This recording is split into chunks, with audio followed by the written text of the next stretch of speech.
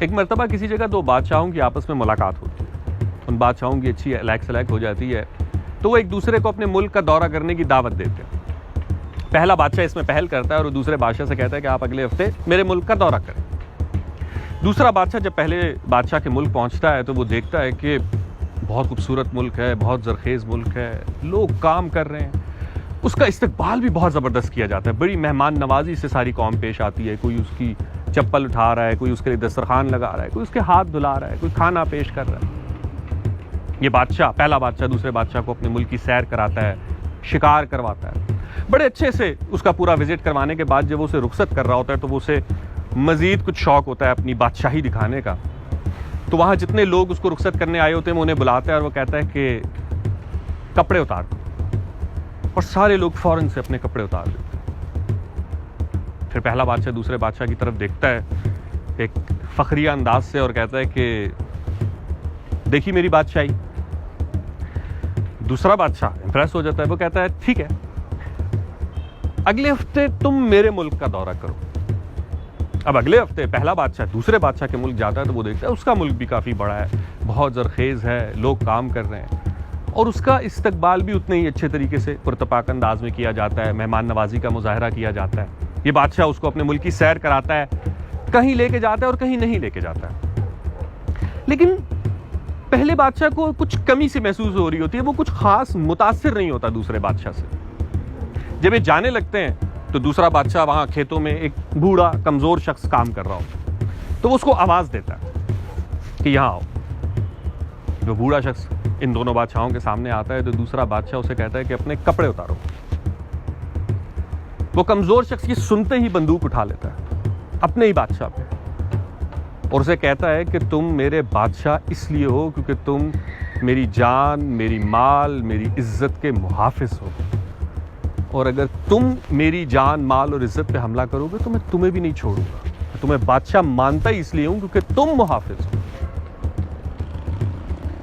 دوسرا بادشاہ پہلے بادشاہ کی طرف اشارہ کرتا ہے اور کہتا ہے دیکھی میری بادشاہی۔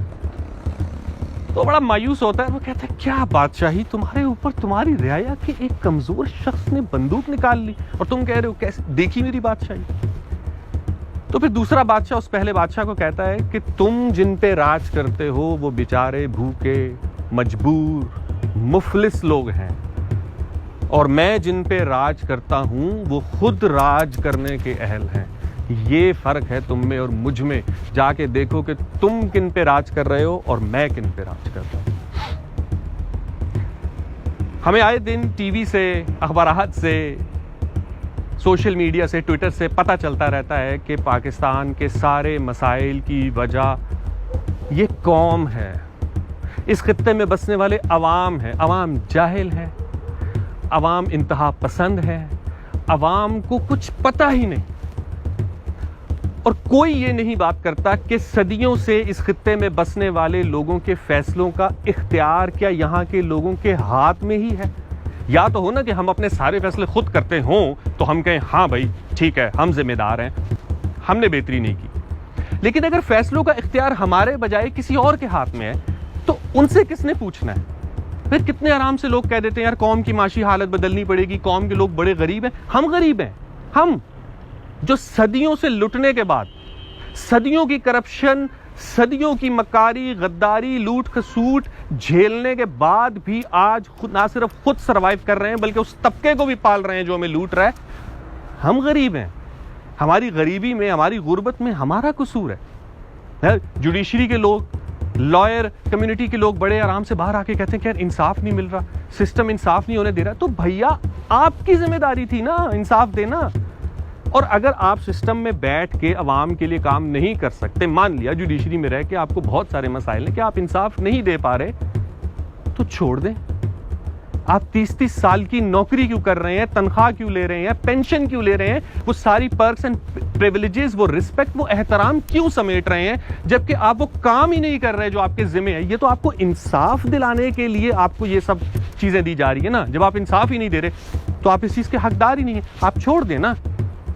سب کو پتا ہے کہ اس ملک میں لوگوں کے مسائل کی اصل وجہ سسٹم ہے، تو سسٹم کے کچھ لوگ متاثرہ ہیں اور کچھ لوگ بینیفیشری، اکثریت بلکہ متاثرہ ہے۔ آپ سسٹم کے بینیفیشری ہو کے سسٹم کے متاثرہ لوگوں کو، وکٹمز کو کہیں گے کہ وہ ذمہ دار ہیں اپنی بدحالی کے. ایک آرٹسٹ اٹھتا ہے وہ بڑے آرام سے، اس سے آپ سوال کریں کہ بھئی آپ اچھا کانٹینٹ کیوں نہیں بنا رہے؟ لوگ یہی دیکھنا چاہتے ہیں.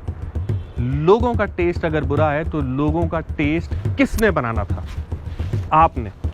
ہمارے علماء و مشائخ چندہ بھی لیتے ہیں، عزت بھی لیتے ہیں، گدیاں بھی سنبھالی ہوئی ہیں، اتنے ان کے پروٹوکولز ہیں، اور یہ تقریروں میں کیا کہتے ہیں؟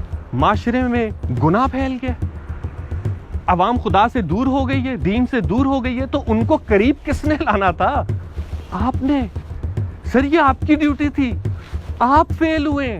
آپ کب اپنی ناکامی تسلیم کریں گے کہ ہم اتنے عرصے تک عہدوں پہ رہنے کے باوجود، تنخواہیں، مرات، عزت، احترام سمیٹنے کے باوجود اپنا کام ٹھیک سے نہیں کر سکے؟ آپ کب آگے بڑھ کے کہیں گے کہ نہیں، قوم کا سر شرم سے نہیں جھک گیا، ہمارا سر شرم سے جھک گیا، کیونکہ سارے فیصلوں کا اختیار تو ہمارے پاس تھا اور ہم ہی ان کے لیے کچھ نہیں کر سکے؟ اگر آپ نے سسٹم کے بینیفیشری رہنا ہے تو ہمیں نہ آپ کے گیان کی ضرورت نہیں ہے. ہمیں آپ مت بتائیں کہ ہمارے مسائل کی وجہ کیا ہے. اپنی غلطی تسلیم کریں اور ہر کوئی اپنی کمیونٹی میں سے اس شخص کو ہائی لائٹ کرے کہ ہاں یہ ہے جو غلط کام کر رہا ہے. وہ چاہے صحافی ہے، وہ چاہے ڈاکٹر ہے، وہ چاہے لائر ہے، وہ چاہے مولوی ہے، وہ کوئی بھی ہے جو سسٹم کا بینیفیشری ہے. وہ پھر آپ کا نہیں ہے، وہ پھر سسٹم کا بینیفیشری ہے، وہ پھر اوپریسر ہے اور آپ اوپریسڈ ہیں. سو اس لیے ان کو اپنا نمائندہ سمجھنا یا ان کو اپنے لیے نجات دہندہ سمجھنا صریحاً بے وقوفی ہے، اور یہی بے وقوفی شاید ہماری اس بدحالی کی ذمہ دار ہے.